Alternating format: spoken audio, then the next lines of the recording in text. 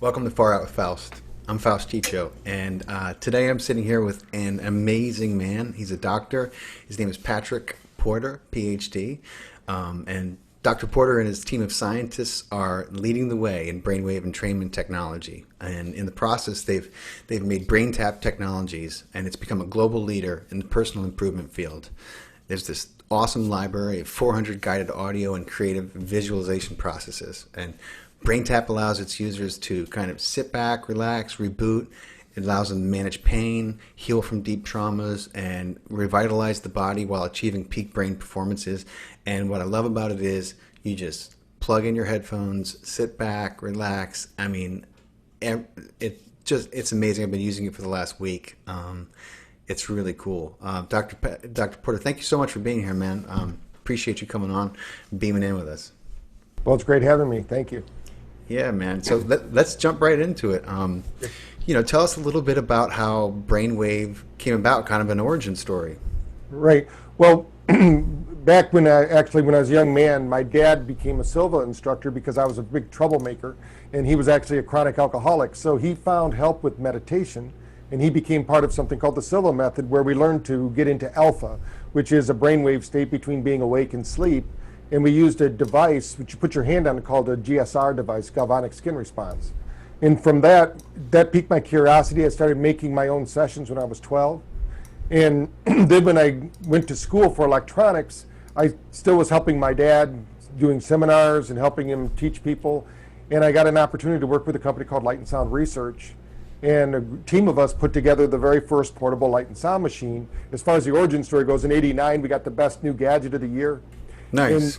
And so, nobody had seen anything like this. It was like we really were touted as like the Star Trek of wellness at that point. And we're still kind of ahead of the game because no one has really the technology we have that's all in one place. So we keep evolving and learning and developing. But our core mission really is to just get the brain functioning better and give people the ability to do this without years of clinical training. How do you use these brainwave cocktails to enhance and heal the human mind? How do they work? Well, there's a few different ways. I mean, there's a wide number, too many to go over during this podcast. But the first one is we need to wake up the brain. A lot of people are running around. There's a statement that people have, the masses are asleep. And when we do brain scans where we measure, they call it brain mapping, and we can tell what brain waves people are in. People are stuck in a brainwave called delta. That's the sleeping brainwave. And most people we actually evaluate, whether it be at a conference or in the clinics, we find that over 60% of their brain typically is in delta, which means they're asleep.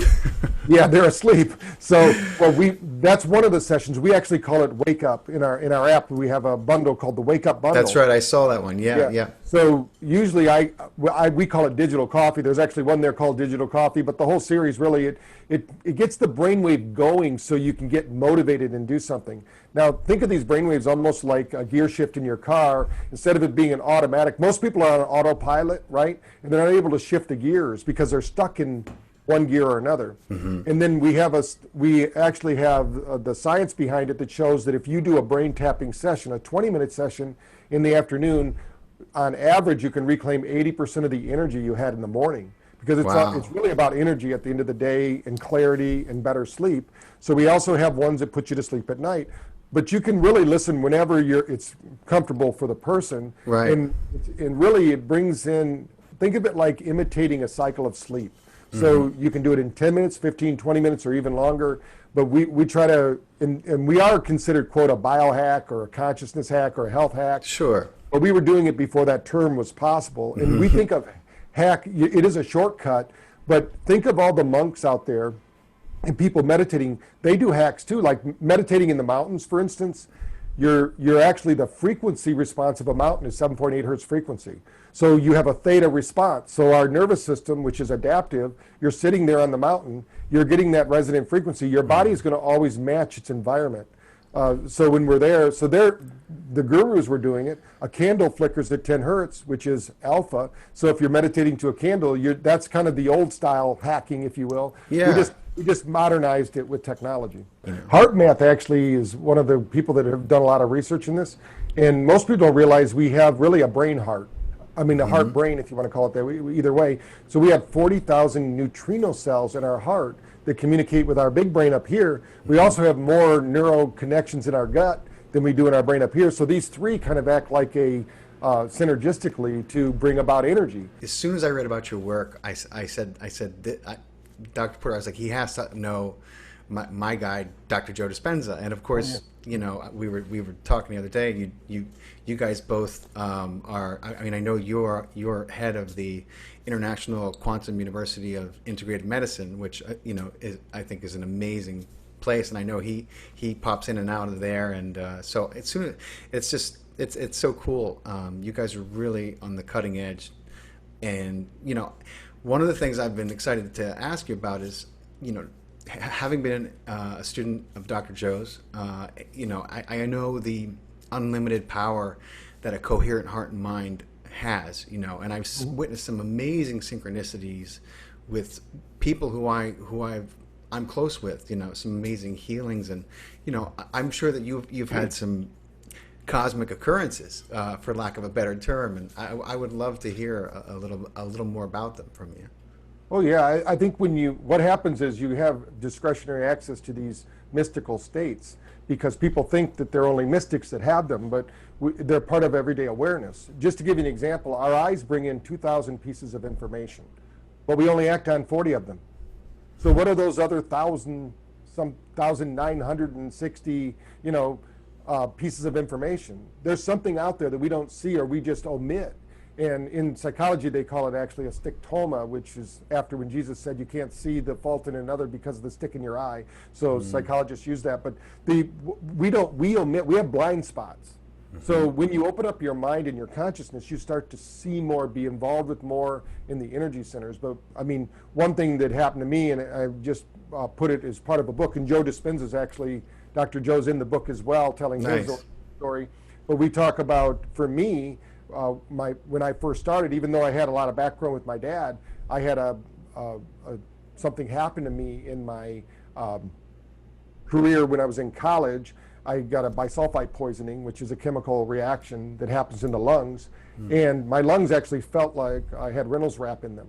And my sister said, hey, I'm going to send my guardian angels to heal you. And that night I had a visit by, all I can say is it was a mystical experience with a golden being. The next morning I woke up and the doctors were amazed. Nothing was in my bloodstream anymore. I was speaking again. I couldn't speak before that. I could hardly walk. I had like severe Parkinson symptoms, but it all went away magically. And of course I didn't tell them that I had this visit. Nuts. But after that I started thinking, wow, I've got to research. So I've been to India literally probably 60, 70 times. I go there a few times a year. Now I'm working with the universities there.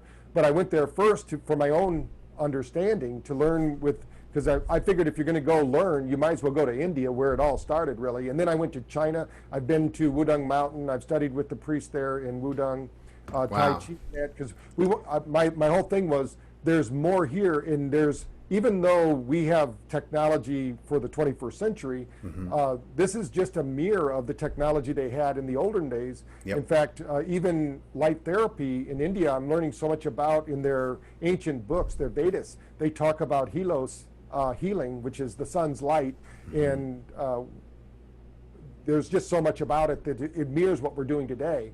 And I mean, I've had people have, I remember one girl that came in, she was told she had 6 weeks to live, and her doctor had documented it, and she was supposed to go to the Mayo Clinic in 4 weeks. I said, why don't you schedule that, call them back and say, hey, you want to go in 7 weeks? She goes, well, they told me I only have 6 weeks to live. I said, just schedule the appointment for 7 weeks. And we worked with her and got her changing her belief system. She had an immune system problem where her body was turning on itself. You know, and basically that's a lot of immune problems. This was before it was so popular. And so when she went back, she changed her thinking, which changed her mind, which changed her body's physiology. She went back and the doctor said that they had misdiagnosed her. And I was thinking, oh man, we're finally going to get documented proof that this actually works. But we've had that happen time and time again. And now we're very lucky because AIMS, which is the All Indian Institute of Medical Sciences, they're doing esoteric kind of research, because they do a lot of research with yoga, breathing work, and they're loving the BrainTap, and they're loving doing the work with it because we can get their people there much quicker. Yeah. Most people don't understand when they try to meditate, they actually have a stress response.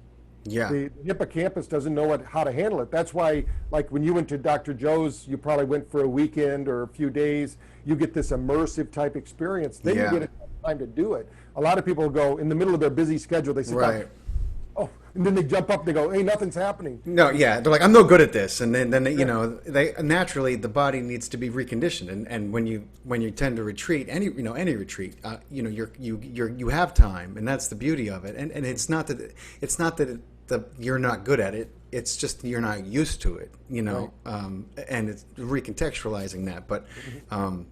You know, I wanted to ask you, and I'm sure you could do it in a way that's easily understood. You know, could I know that there are five brainwave states, and I was wondering if you could kind of walk us through them.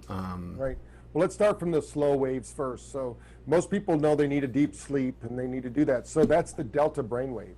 And that delta brainwave is really associated with rejuvenation, replenish.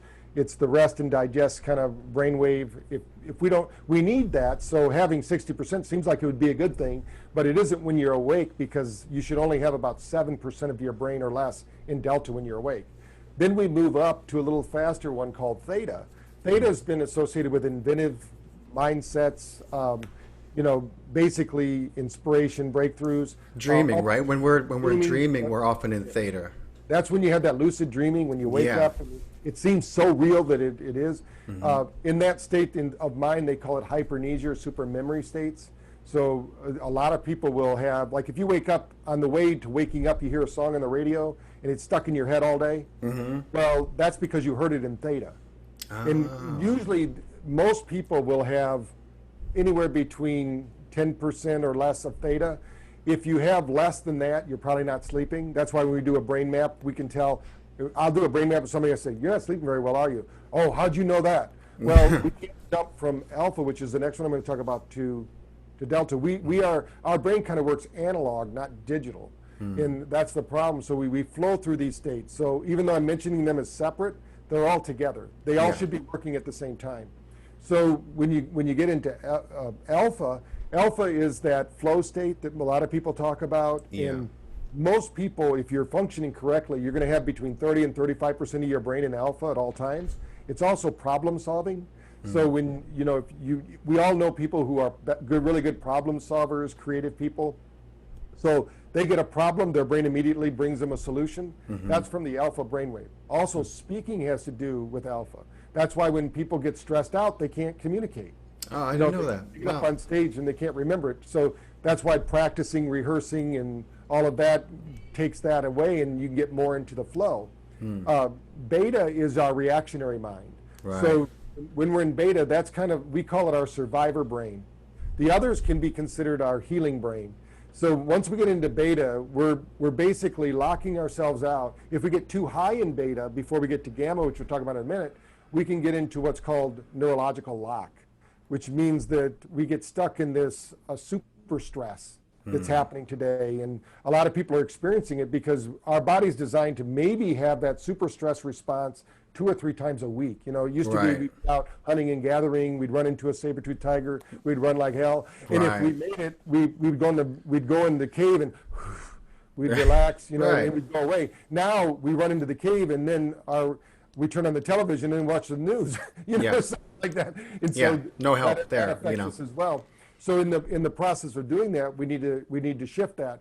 The reactionary mind is where all the trouble is in our current world, but we need it. We have to have that to function, but it should only be like 40% max. Right. If it's more than 40%, then you can be irritated, have anxiety, stress disorders, all of those things. And when Dr. Joe's saying, you know, learn how to basically forget yourself, he's talking about that beta brain. Because we get locked into that. We wake up and it's almost like the old days, if people can remember computers, when we used to have to wait for them to load and you'd see that green screen, it would be loading up all the programs. Well, when we wake up, that loads up into our resident memory, and that's who we think we are. We start believing that lie, and the truth is we're infinite. But that's what governs us. So that's all ran by the beta brain. Now, if you can go beyond that into gamma, gamma is heightened states of creativity. When we've measured people who are healers, like hands-on healers, some chiropractors or Reiki people, other healers, they go off the chart with gamma. Yeah. I've had surgeons that I've done, and all I have to do is say, I want you to just close your eyes. Imagine you're doing your surgery, your last surgery you did. Their gamma, the really good ones, their gamma goes off the chart. No kidding. They're in a really high meditative state, and there's a lot of research about gamma now. We're playing around with it here at the clinic because we have some need for that with people doing like ayahuasca treatments and mushrooms and things like that. We want to have a gamma that goes with it, but it's not out there for public consumption. But you can trigger that as well through the BrainTap. We've already showed that. But you mentioned mushrooms and ayahuasca, and that's a very big interest for me as well. And I'm wondering, can you tell me how a little bit of, I don't know how much you can talk about it, how you guys are incorporating that? Those themselves, but we work with these doctor groups in Mexico and other places that what they do is they call it the forbidden cocoon for some reason, but they use the BrainTap and they use a sound table, because we have a sound table that works with it too. So they're getting like Dr. Emoto's work where we can put sound vibrations through the body and it restructures the water. Yeah. So when they get into this cocoon, we use grounding blankets and we use the sound table. Then they put on the BrainTap and they've done their, they call them journeys. They go on a journey with whatever ayahuasca or the mushroom. And these people they're using it for drug therapy, for PTSD. Basically, it gets them to have a glimpse of reality beyond what our conscious mind believes is possible. And, our brain, they know that our brain has receptors for DMT, which is another one that people can take that's only like 15 minutes long. So I'm just learning about it myself, but I'm hearing the feedback from them, these experts that are, they have they have what they call a shaman that's there. It knows the mixtures and how to do that. And, it's very ceremonial. It's very precise. So, I feel the need to go do that at some point, but I recommend it. I highly recommend it. What I've read about it, I subscribe to Gaia, so I've seen that about that, and people that really want to know about Joe Dispenza, if they don't have Gaia, they should do it. He just came out with a new series on there called Rewired. Yeah, it's really good. It's great. It really encapsulates his work, a lot of his work, and especially now with everything going on, not a lot of retreats happening, and it's a great way to touch in with the work. But so talk to me a little bit about kind of electronic drugs, and like, do you think that frequencies can one day, replace drugs? Is that the future? Yeah, well, we actually have two studies going on, one at Government Institute of Medical Sciences in India, and a corresponding study, the same one in Brazil, in Sao Paulo, and they're actually calling it digital drugs. Because your brain is the most powerful pharmacy on earth, and every drug on the market works with the reactionary forces of our own brain. Right. So that's why they call it practicing medicine. So if I'm a doctor and Faust, you need a drug, or I think I'm going to get you something, I'm going to say, try this. Let's see. And then the next time you come back, how did you feel? Okay, that doesn't work. Try this one, because your body might respond differently to it. The problem with most of the drugs that are on the market is they're easy to get on and hard to get off. Yeah. Because the brain is a very lazy mechanism. It's very powerful, but it loves patterns. And if you offload some of its work, it says, I don't have to do that anymore. I'm going to do this drug, and it just does it. And then when you try to get off, it says, wait a minute, you were feeding me that serotonin before, or blocking those serotonin receptors. Right. I didn't have to worry about this. So yes, I think it is. And I think because like the opioid crisis we have right now, our brain, when I went through surgery, my dad taught me how to do it. I had shoulder surgery. They took a piece of my collarbone, put it over here with a screw through it. No medicine. Wow. No drugs, nothing put me out. He trained me to do it. And then if I woke up, which I did one time during the surgery, all I had to do is give myself the trigger words, and I went back under. And the doctor got a little startled when it happened. Wow. But I just kind of looked at him, and I just did that, and boom, I was out again. And then the healing was much faster without the drugs in the system. Pain is optional. When we take people through pain-free childbirth, we call it stress-free childbirth because not everybody can go through pain-free, but it's pretty close to that. Yeah. Our brain does all the work anyway. So let's get the world's greatest pharmacy working for us. And what happens with these frequencies, what's pretty cool about it, everyone wants to talk about frequencies and how they hurt us, like EMFs and things like that. Yeah. Which they do because we're electrical systems. We're 99% space. And what I love now in the research is that they know that we're light beings. We're not. It's not a metaphysical concept. Somebody out there goes, people say I'm light. You are light. That's all you are. You know, and our DNA actually every 40 seconds broadcasts a frequency of light. It pulses it. It rebraids that 99% of the DNA that's called junk DNA, because when they map the DNA structure of the universe of our bodies, they only really mapped 1%, but they think they've mapped it all. No, that's because the other 99% is changing every 40 seconds. Right. It's not fixed. So when these frequencies hit it, now our own neurochemistry and our own biochemistry changes based on that frequency, because everything in the universe is frequency. Right. You know, when Nikola Tesla said, if you really want to talk about health, you've got to talk about frequency. That's right. You know, so when we think about that, now we just got to tune into it. What we did with our gamma training is we're going to have a stepping process, because even in ancient times, there's a when they go into these caves, like where people would meditate in these beehive kind of things, people would have these experiences they can't understand. They now can go and they measured them. Their actually frequency is 115 megahertz. So when you go in there, you're at high gamma. That's super high gamma. So when you're in there, your body's adjusting to it. And even though it's ancient technology, that technology is still working. Yeah. Have you heard of the Bob Monroe Institute? I love those. I have a bunch of those CDs. Yeah, we started working with him back in 1986. And I actually had property in Shipman, Virginia, which was right down the road from the Monroe Institute. And I've been fortunate enough, because we knew them, to have dinner with them and Patrick Flanagan in the Stargate program. And that's awesome. And I read his books, obviously, 5,000 Journeys, and things like that. I also researched with Eckankar. I don't know if you've ever heard of that. Eckankar he wrote a book called In My Soul, I'm Free.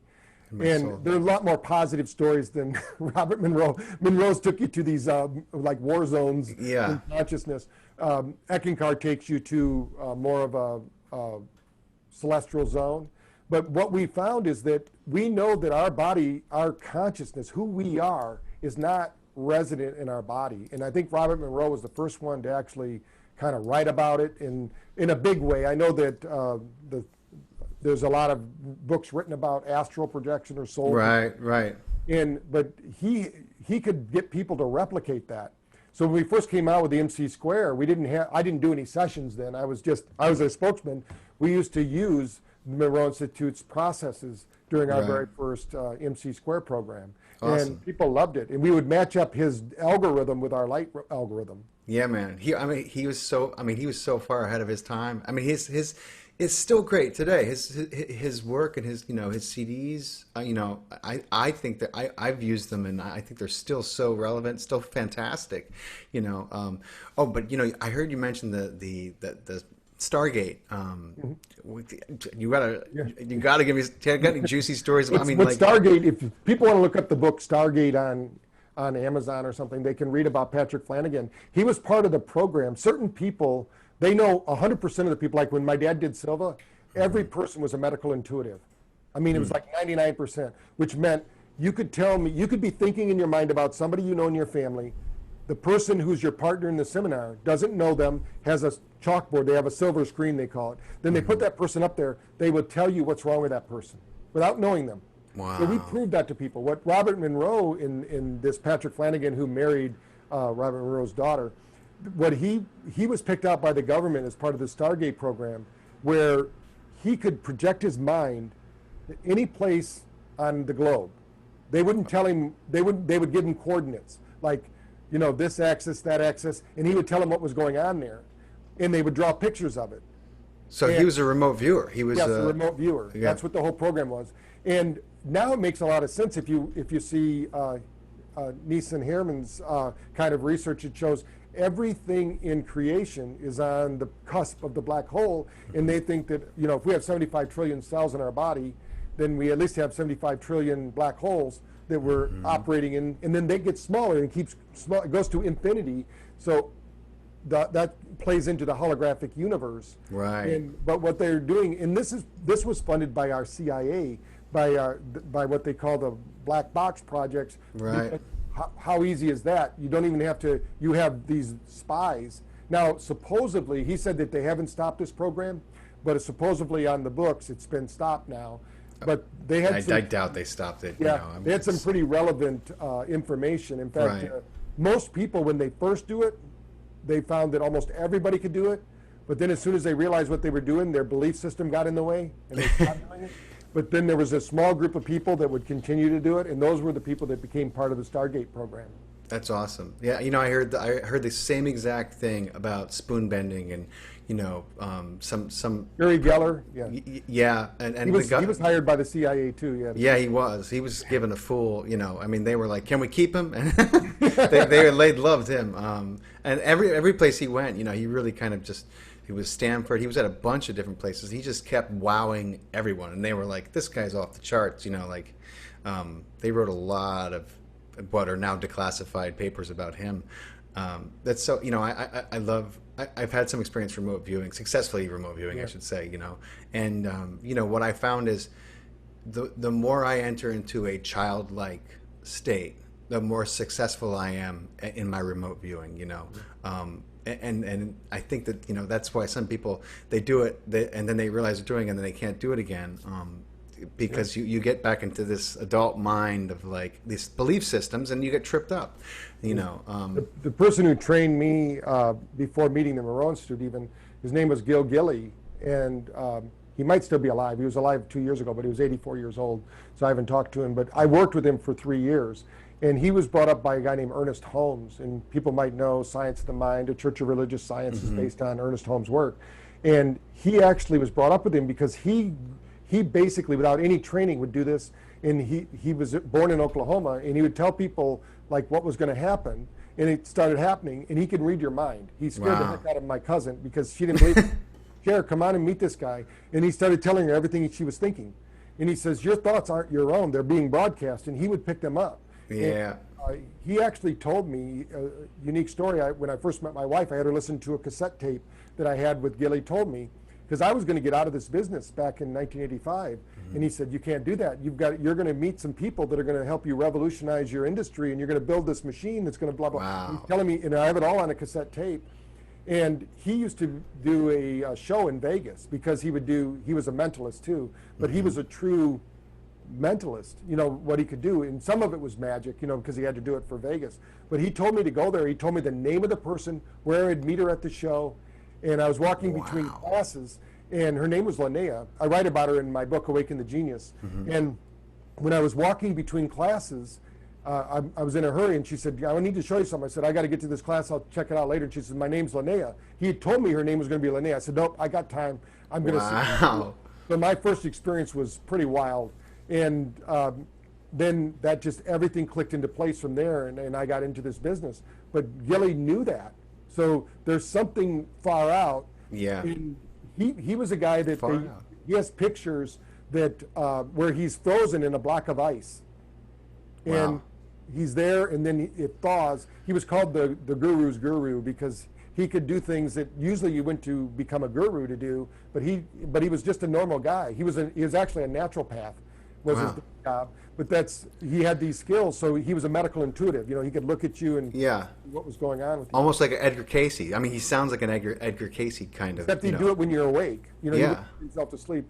But yeah, I lived in Virginia Beach. I had a property in Shipman, but my offices were in Virginia Beach, so we got to do a lot with the Edgar Casey group, and that always fascinated me. Yeah, amazing man he was. So what's you know, I've always wondered this, you know, what is a mentalist? What exactly, what do they do, you know? Well, a mentalist, of course, the mentalists in Vegas, they do trickery to show you how to do these. In fact, he taught me some of the things that he did, and I could put them into my shows, and I thought, no, I don't want to know anymore, because it's like a magic trick. Once you know the magic trick, you don't want to know it. But a true, like one of these true mentalists would be, they can see things, picture things. Like to give you an example, my uncle was a chronic alcoholic, and I said, Gilly, we can't find his alcohol. He keeps getting drunk. He says, go out. In Phoenix, they have these alleys between the houses. He said, go out into the alley, go down to the third waste receptacle. Around behind it, there'll be his bottle will be there, and it was there. Wow. And I said, how do you know that? He goes, I can see it in my head. That's the kind of person he was. I see. Okay. And of course people can learn to do that, but he was basically born that way. And his joke is always, he's been studied by all these different universities and all that. And he said, they told me I was normal, so I guess all of you are abnormal. So we all have that. He would say we all have this ability. It's just, it's not realized. Yeah. Yeah. What do you think happens to, this is a little off topic, but what I always love to ask my guests this. What do you think happens to the human to the human when we die? Well, there's been a lot of studies on near death and things, and the guy who wrote the book Saved by the Light, Vince, I've spoke with him many times, and I do believe that this isn't the end of it.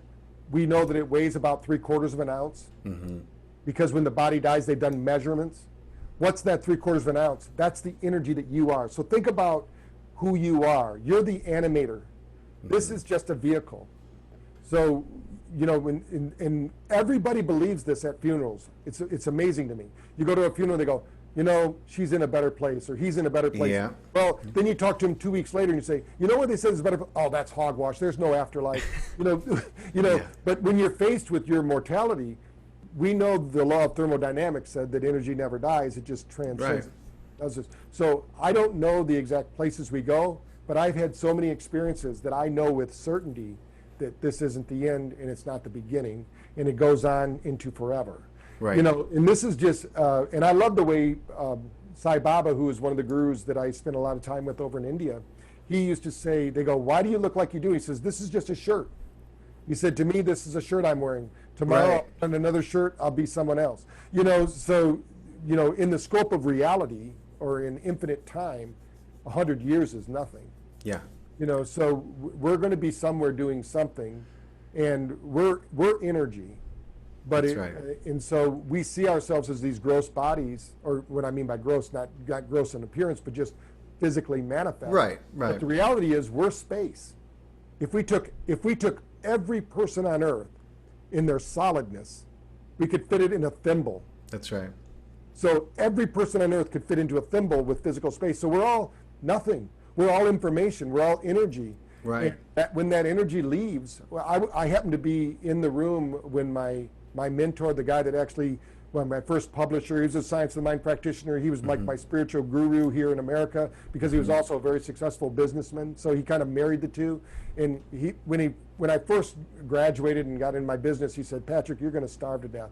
because I had no skills to work with people. You graduate and you think everybody's just going to come to you. And Right. So but when we were there and he left, his body, he was smiling. And, That's amazing. He knew with certainty because he had a near-death experience. So in almost every ancient religion, they said that you need to have this experience while you're alive so you don't fear it when you leave. And so a lot of people have these near-death experiences, and then afterwards, I still remember my dad, because of what we did, we would get all the weird questions, from the neighbors. Yeah. And we were pretty good troublemakers growing up, so the police always knew where we were. We were in a small town called Battle Creek. Same here. But they also knew what my dad did. The police officer said when he died, he followed the ambulance to the hospital. Wow. They brought him back to life, and he went back in his body. He was the meanest, angriest, irritable person you ever met. Afterwards, he was the nicest person, easygoing. He actually had to quit being a police officer because he couldn't do that anymore. Right. So and my dad was a counselor, so he would come to him, and then he came to our group sessions and things like that, and he's talking about, he goes, I still don't know what happened, but I know that I'm not that body. I'm not this body. He said, I followed my body. And so, people have these experiences, and there's one thing that I always wanted to write about was what they call near-death visions. And people that sat with dying patients, Yep. They write down what they're seeing, and they usually get met by, they think they're going insane, but now they think there might be a reality to it because people are coming to meet them, calm them down. That's relax. right. Hey, you're coming with us now, and whatever's going on there, whether it's a play of the mind or if it's reality, so many people are having the same experience that haven't read the same books. That's right. So what's going on there? So I'm a firm believer that there's life before this, life after this, that this is only one expression. In fact, I'm of the belief that we're multidimensional, that we're already having multiple experiences at the same time. We are of like mind, my friend.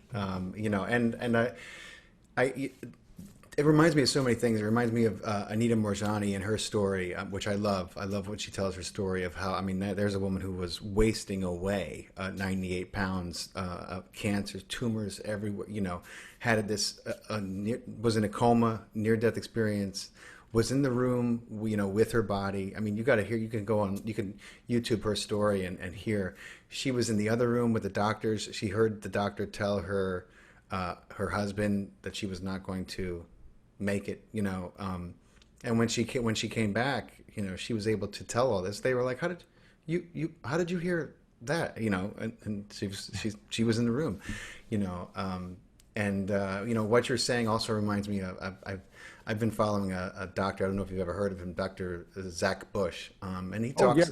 Yeah, he does gut repair too, but he does, which is going to be more and more important whether people realize it or not. But he talks about this sterilization of death, and I love the way he talks about it. He tells his experience. He was in the room. It was three people in one day who had died and he had brought back. Three different walks of life, and all three said the same thing when he brought them back. They were like, why did you bring me back? It was so peaceful. I was so accepted. And he was like it couldn't be more of a clear sign to me what was happening. There is no death. It's just another birth. Right. And it's so important, I think, for people to understand, especially today with everything. Yeah, through the years, actually, when I was in therapy, we had a woman who had chronic knee pain, and she couldn't get rid of it. So during a session, I had her just close her eyes and say, hey, go to what caused the pain in your knee. She immediately told me about a past life experience where she drowned. I don't know how that had to do with her knee. Wow. But she immediately started talking to me like a man. And I recorded every session for people to take home. And she gave this whole history of her existence here, what she was doing. I'm like blown away. I didn't know what was going on. But I said, you need to listen to this. Because when she came back, she goes, what happened? It was one of those experiences where she didn't even remember it because she was out of there, but her consciousness led the session. Yeah. When she heard it, she had her brother listen to it. Her brother called me up and said, and this was the incredible thing. She was actually adopted, but she didn't know it. Wow. Till that session. And she was left at the doorstep. She was 67 years old. Oh, my God. And she didn't know her whole life why her family didn't accept her. She didn't feel like she belonged.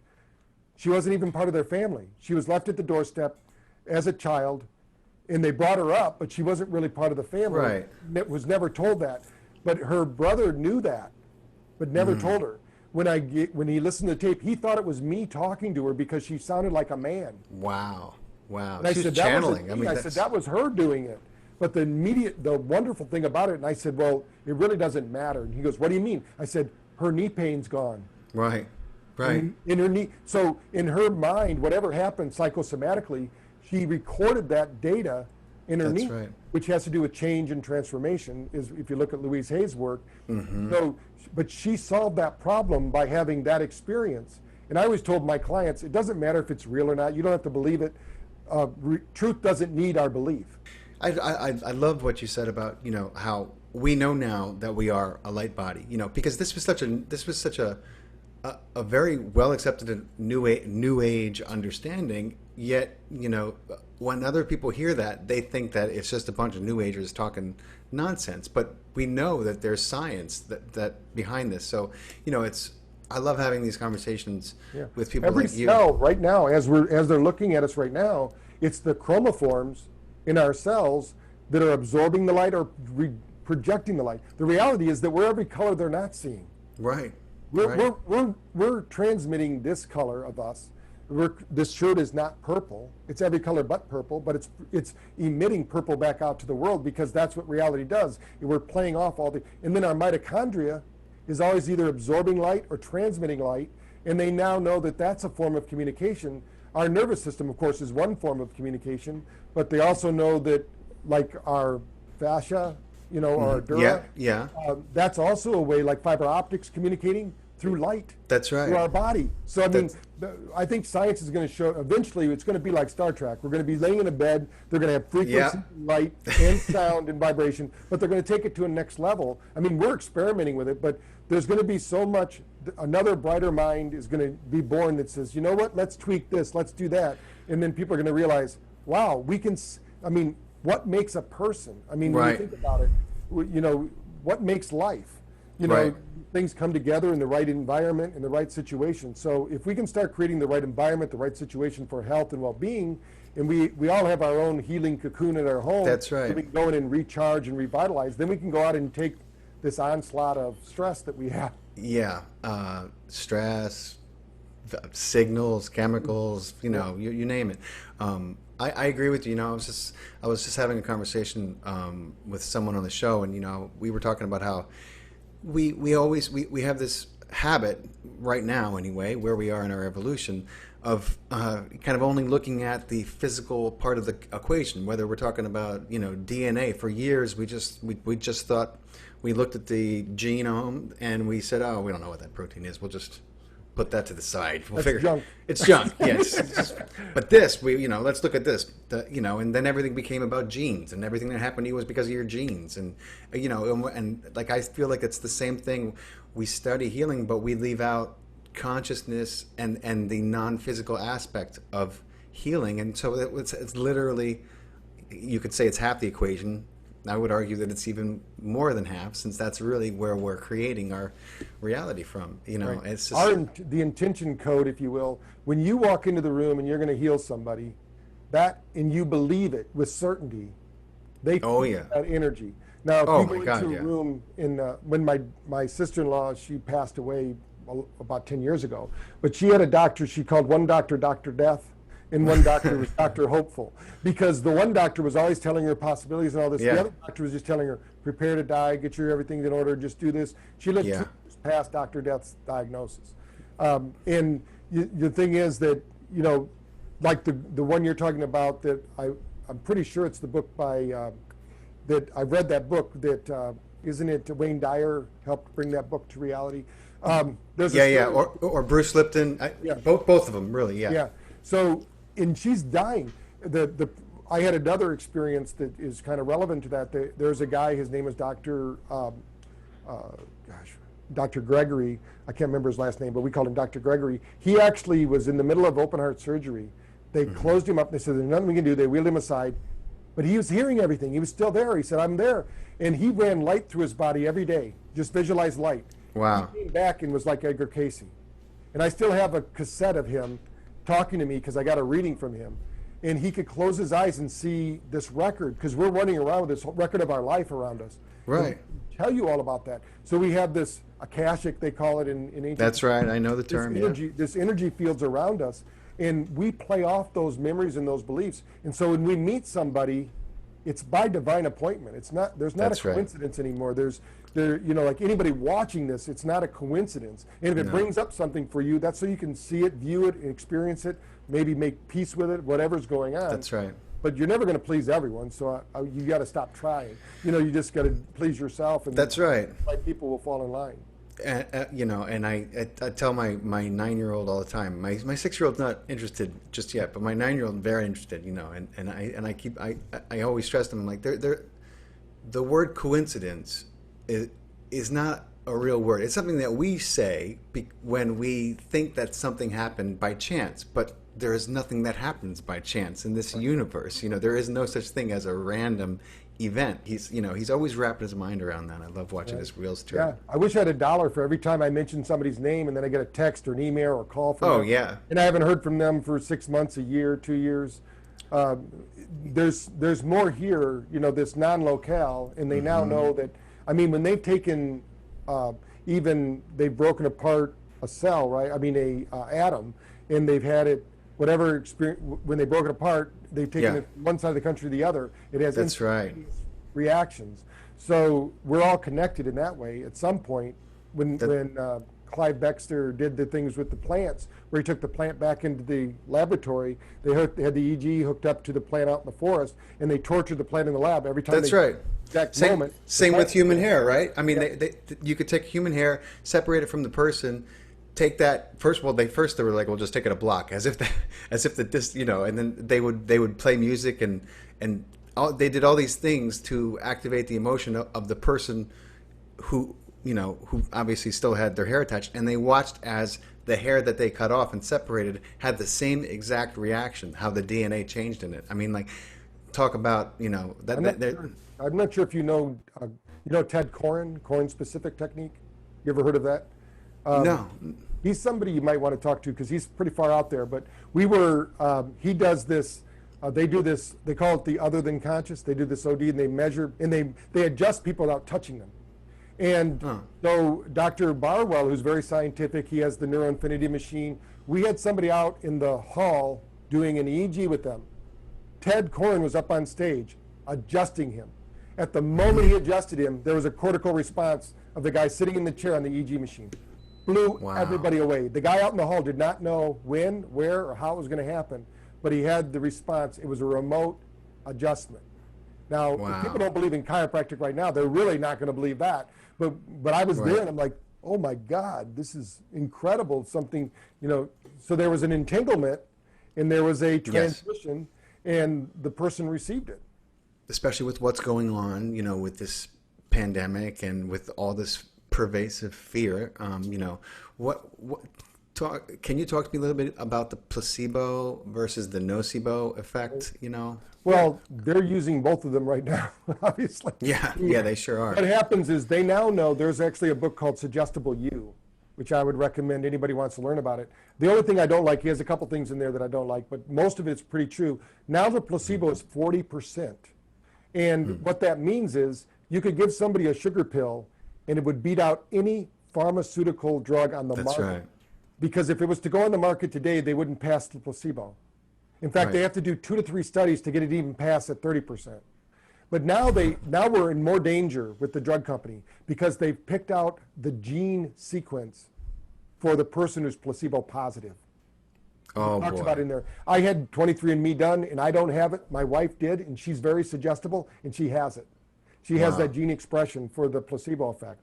So some people have it. So now they can figure out who the placebo people are and not have them in the study, which is worse. Oh, man. So now they can, or they can bring them in and give them the placebo and make it that way. So Right. The nocebo is when let's say that you're part of the study and you get a sugar pill and you have the negative side effects they tell you about. That 30 minutes of after the 30-second commercial Yeah. where they're talking about, where the people are skipping and jumping and singing, but the list of things that are going to... Side effects include blah, blah, blah, blah, blah, blah, and then they go on for 30 seconds. You're like, oh, my God. Right, it's terrible. Or they buy this, if you're looking at a magazine, they have the one page with the solution of the drug, then 4 pages going back, all the Tiny side print, effects. all side effects, yeah. So some people will gravitate more toward the negative than the positive. And so when we talk about, and that's where Dr. Joe has a really good book, You Are the Placebo. That's right. And there's a study by Ohio State University, we always use at our clinic, and they took hypnotists. And they took people and they took a group of people and they said, we want you to pretend to be hypnotized. We're not going to hypnotize you, but we want you to pretend to be hypnotized. These are the things you need to do. They took a group that was hypnotizable, that were tested, and they hypnotized them to do those same things. Guess which group got the best response? The ones that pretended to be hypnotized. Yes, the ones that pretended to be. So we'd bring out that study in our therapy, and they said, well, this isn't working for me. I said, we're going to show you a study done by Ohio State University, a pretty major university. I said, what we want you to do is pretend that you're a non-smoker for the next 21 days. And at the end of 21 days, let's have a conversation about it. They go, well, if I do that for 21 days, I'm not going to be a smoker. Wow, right. You're getting it. Yeah. So it's all about pretending, getting into character, because belief drives behavior. That's right. And I think that Deepak Chopra or somebody, it might have been one of those guys, said that thoughts are ancestors to action. It might have been Wayne Dyer that said that. But when you think about it, we have a thought, then we have an action. Nobody has an action, then a thought. They might go, I could have done something different. Right. The reality is that we're thinking first. Even that's what's the problem with addiction therapy. They think that they're not at cause. Right. But they are, because they haven't interrupted the pattern. That's why, the whole thing about the habit of breaking you or not being, things like that. Because people get up and they think that they're these behaviors. That's the right. number one law of psychology states you can't be a behavior. No, you can't. And People still get up and they affirm it. And then when they get it, they go, see, I told you. No, you got that because you believed it. Right. And that's the reality is you can't be a behavior. You can't be an alcoholic. You can't be overweight. You can't be these things. But you can experience them. Right. And that's why I was just going to say, my biggest thing with 12-step programs, it's not that they don't work, because they work for some people, but it's a very small percentage of people. Less than 2%. That's terrible. I mean, it is terrible. I just don't want to discourage anyone who's maybe, if you're one of those 2%, please keep doing it. Right. But if you're and that's because of the constant affirmation. I'm an addict. I'm an addict. I'm an addict. If I get up and go, hello, I'm Patrick. I'm an alcoholic. Yeah. Well, my brain's going to go, what does it take to be an alcoholic? The same thing's true. I love it when people come in and they go, you know what? I want to do your program for weight loss, but I'm a lifetime member of Weight Watchers. Yeah. Yeah, you're like. And I think that it's good to have a community. So if you're going there for a community and people, but you don't have to be losing weight to be in Weight Watchers. You can be thin and healthy and still go to your Weight Watchers meeting. You got to change your mindset. A few years ago, I had a great acting coach.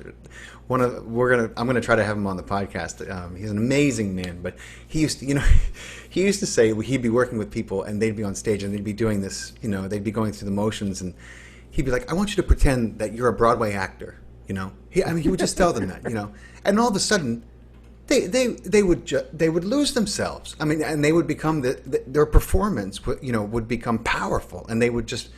And so I would do that, whether I love boxing or whatever I'm doing. I would just say to myself, why don't you just pretend that you're a professional boxer? Why don't you pretend you're on Broadway if I'm doing a role, or that, and it just gives yourself permission to be all that you can be and step out of this identity that we get stuck in. So I love that you said that. Yeah, in neuroscience we have something called glia cells. We have something called mirror neurons. Glia cells recruit mirror neurons to get you to act like that.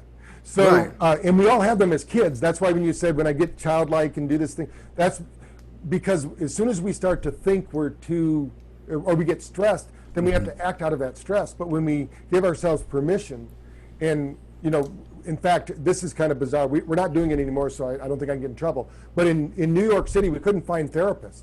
We hired actors.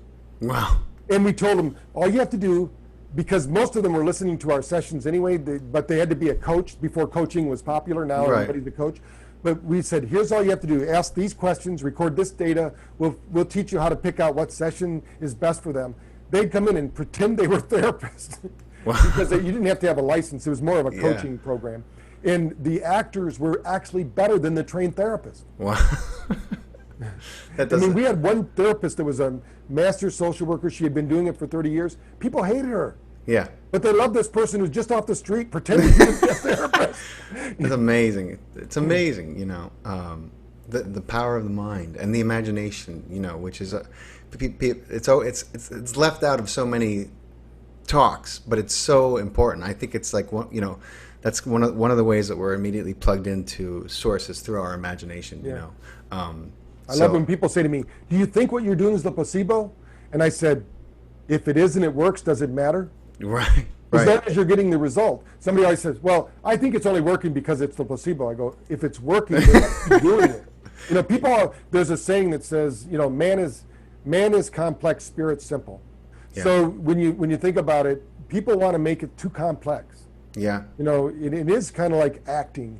I mean, you acted your way into your behaviors in the first place. That's right. And Dennis Waitley, in his book, The Seeds of Greatness, he talks about how our subconscious is like a robot. We trained it all these years. That's right. And now the robot tells you what to do. And Bruce Lipton kind of mirrors that when he says only 5% of our world is controlled by our conscious mind. That's 95% from our subconscious. So we have to get to that level where the subconscious is to make the changes. And that's part of that is belief and That's right. imagination. And, that's why they say imagination is more important than knowledge. So Right. we need to get into that. Absolutely. So, without getting too controversial, I would love to hear what it's so relevant right now. It's hard not to talk about. What do you think is happening with COVID-19 and the effects it's having on society? And what's your opinion on that? Without getting too political. Without getting too political, I think it's a big scam, personally. Yeah. Mainly because we have these things all the time, Yeah. and it's not living up to the numbers they want. If it was, they'd actually just count the real cases. Yeah. But number one, we have less deaths because we don't have medical malfeasance right now. Right. People Right. are going and getting them. Hospitals are suffering. Yeah. But I think the biggest thing that's happening is they are suppressing immune systems big time. And the reality is that we are infinite beings. We have a very powerful immune system. We are magically and naturally made to withstand this. We're over 55% germs. Of course. We need to make peace with them. And viruses. We're Right. even more viruses, And what's really amazing to me is this year, there's been less deaths than a normal year with the flu. I keep saying this to people, I'm like... Even with all the inflated numbers. I have family members that supposedly got it, but Yeah. they've never isolated the virus. Here's the question people need to ask. I would believe more if they actually isolated COVID-19. I know. And they won't talk about that done either, it. And so if they really do the research, this test, when they magnify it up to 35%, once it gets to 36, everyone on earth has it because we all have COVID in us. Right. To some degree. It's just like cancer cells. We all have cancer cells in us. If they Right. wanted, we could all be diagnosed with cancer. But our immune system is powerful enough to take care of it. That's right. And I was just reading a study that Dr. Bush was talking about HIV, how they tested 800 people and they found it's very trace amounts. It's a different kind of test. Right. But it just shows the level of exposure that we all have this flora and garden it's part of our makeup. It's part of our body now. The You know what I mean? CDC actually came out on their website. It says it's not airborne, it's not on surfaces, but Yeah. the mainstream media isn't doing that. No. So the main thing here is that it's a flu. We get them every year. This one happens to be very severe. Right. You don't want to get it. Take care of yourself. Yeah. Now everyone who hasn't taken care of themselves, we're all suffering from it. Right. So another question for you. What do you think is the origin story of the human race? Well, most people, I don't. My wife used to joke and say we were an experiment. Yeah, Now I think more and more we are an experiment. Something's going on, and I think that within the next 15 years we're all going to know that. Yeah. Because it's just bizarre. We're the only animal that really shouldn't be here. Right. I mean, every other animal can live outside in their environment, no problem. We can't. We've Right. got to, do different things. So I don't think they're. I mean, even when you go back to the Bible, when it says that they took the rib and made, woman, isn't that genetics? Yeah. Somebody messing with genetics and things like that. I mean, so you could. I don't have any truth or facts about it, but I'm of the belief that this is an experiment. This could actually be a virtual reality. Who knows? I mean, Elon Musk, who's actually trying to get us plugged in with our brains, right? Yeah, always. I don't know if I like that, but he said that it's probably a 1 in 336 million chance that this isn't Right. synthetic. Yeah. This is a virtual reality. I think it is, and I think it is an experiment, and I think that look, I'll never forget. I was listening to Greg Braden speak in one of his love him, yeah. lectures. Yeah, brilliant man. Good buddies with Dr. Joe, and he was talking about chromosome B, and he was showing us this study, and he was showing us how, even back in 1997, I think it was either Harvard or Yale. This study, this extensive study of chromosome B, and they showed how, he pointed it out, and he said you can see how whenever scientists come to a conclusion that they're not quite sure they want to take credit of, they use we, and so he says we have come to the conclusion, and they talk about how they recognize this, what they called, and I quote, an ancient fusion that took place in chromosome B, and that they couldn't quite figure out how it happen, but just like you see, like when they fuse trees together, like you can't miss it. It's this fusion that was made, and it's pervasive in our whole body, and only, I mean, let me just go far out with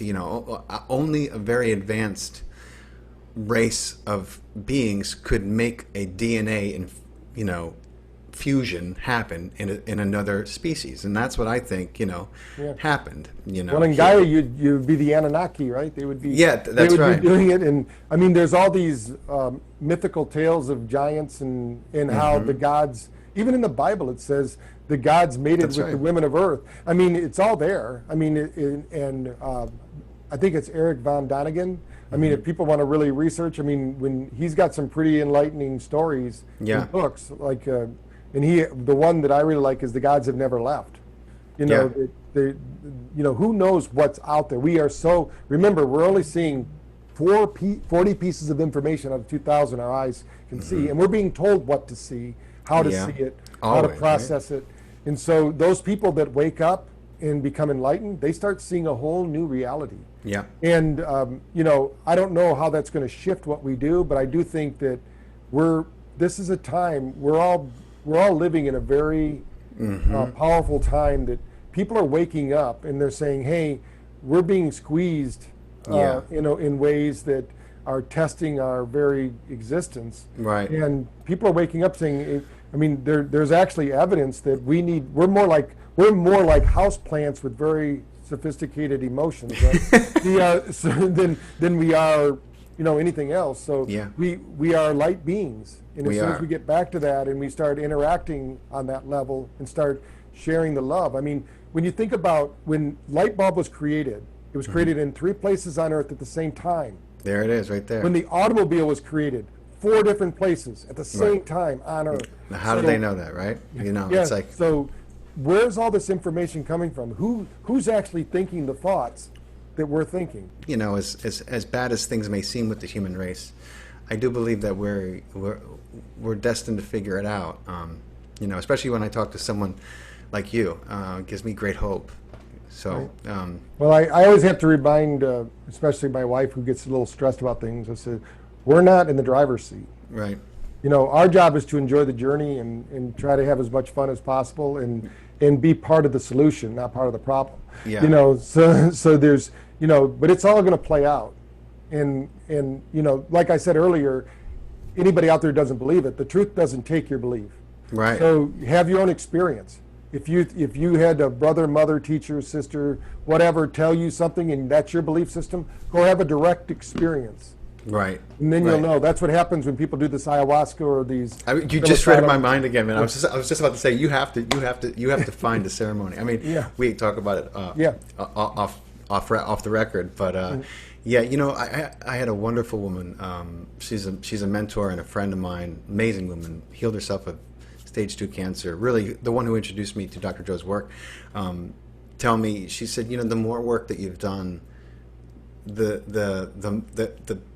smoother and the greater your ayahuasca journey is. And I was like, all right, say no more. You know what I mean? Like, because she had just done it. She's not even really into psychedelics at all, but she was in Mexico and did it, and she was like, it was amazing. You have to do it. And so that's what kind of like convinced me. And I think you'd love it. Yeah, I the think it'd book be Catching Fire, I've read that. Oh, It's yeah, pretty great book, interesting. yeah. And then there's a few others I've been watching, but Gaia's got so many ones. Yeah. But it convinced my wife not to do it, so I don't know. Yeah. She's gonna let me be the guinea pig on this one, I think, and let me do it and see what happens. My wife is she's talking about doing it. She's like, oh, maybe I'll go to Costa Rica. I was like, you don't have to go so far to do it. Yeah. But I think she's gonna try it. It's great, So I got to ask you a question. This is one of my favorite questions that I love to ask. If you were leaving the earth forever, what is one jewel of knowledge, or one teaching that you would leave the human race to kind of help all sentient life here? Well, I think it's something that I express a lot. It's that we are infinite beings experiencing an infinite creation, You know, don't try to change anything, just experience everything that you're willing to experience and let it sort itself out. Too many times we walk in with these prejudices, you know, and I think that people miss out on opportunities because whatever happened. For me, I woke up when that experience in the hospital, and before that I was very much, Yeah. you know, I was, so I think that the main thing is to remember you're infinite. This is just a temporary thing. This is a temporary setback for your consciousness, but you're learning. There's a reason they call it school, classroom Earth. Yeah. You know, and believe me, there are a lot of others that would rather be here too, but they're not yet. So this is a place we can learn, grow, and develop. And you know, you can. I always tell people that you can either laugh your way or cry your way to enlightenment. I prefer to laugh my way. You know. I'm with you, man. I can't help but laugh my way there. You know. So, if you were leaving on a spaceship, right, and you bumped into, you know, a few aliens who were coming to live among us, what are 3 things that you would say to them that you think they should know, that you think would help them live easier among us, among humanity? Right. First of all, master the culture before you try to change it. Number 1. Number 2, don't show any extraordinary powers or experiences because they usually nail them to trees. Number 3, find something that you're good at and share it with humanity. And then you'll be accepted. You know, find a solution to a problem that's there because they probably have a technology solution to what's happening, and then share it with the world. It's a pleasure. It's an honor to have you on, Dr. Porter. Thank you so much for your time, your insight, and for sharing this amazing, you know, program and technology that we're going to include links to everything in the body of our YouTube video. And man, it's been great. It's been a pleasure. Well, great. You gave me a chance to talk about things I usually never get asked. Awesome, man. You know, so this is good. All right. Well, thanks again, Dr. All right. Appreciate well, thank it, you man. for having me. Take care. Thank you so much. Yep.